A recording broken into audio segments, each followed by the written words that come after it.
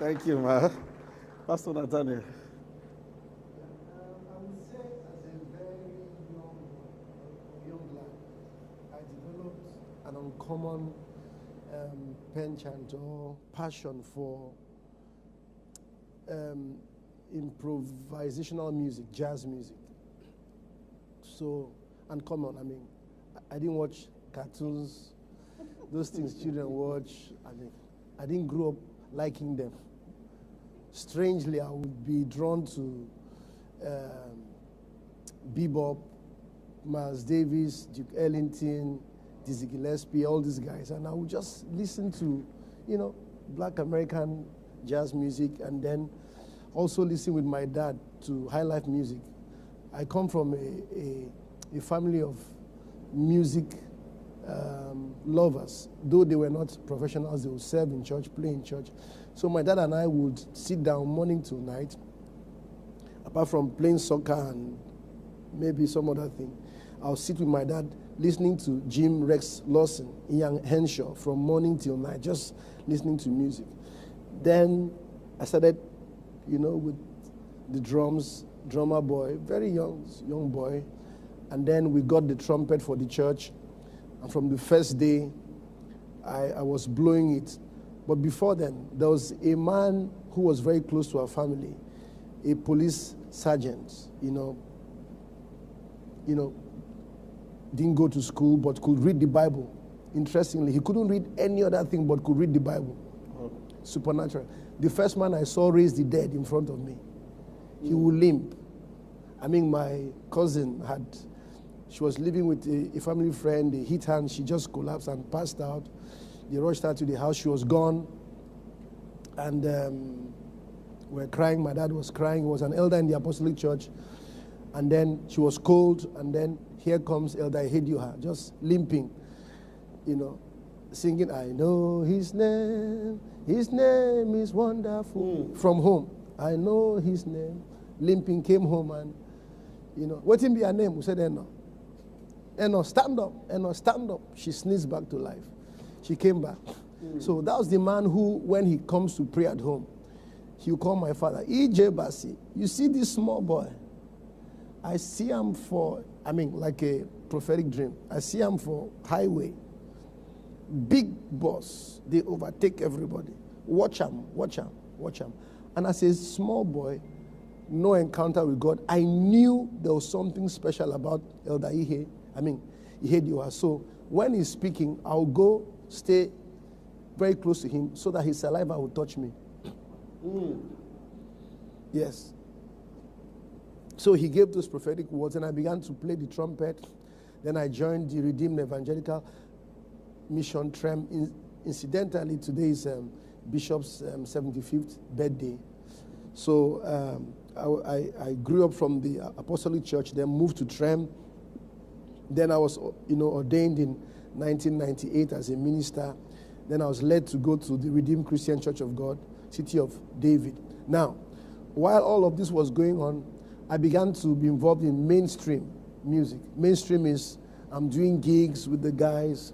I'm in secular bands. So I worked with Ayo Bankole, T-Mac, Jive Band, Steve Rhodes, as Steve Rhodes Orchestra. Wow. We did sessions. So I was doing pretty much a lot of things. Worked with, played.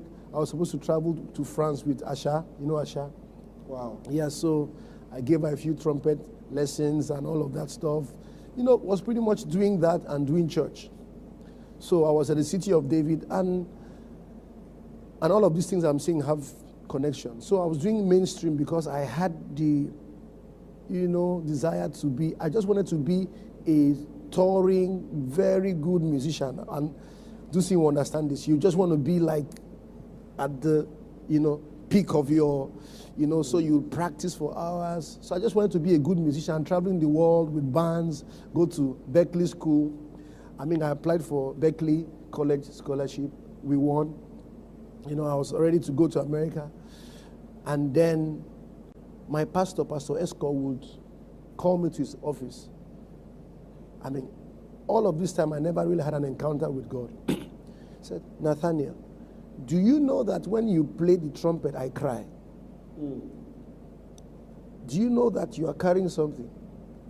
Then I had a typical musician mentality, gigging, traveling, just playing for the money. Then I'll go to the music room. I'll tell my guys. I say, imagine this pastor. Pastor say there's something about me so that I will die in this church. Yes. And then your children in America, you say, I'll just make fun of it.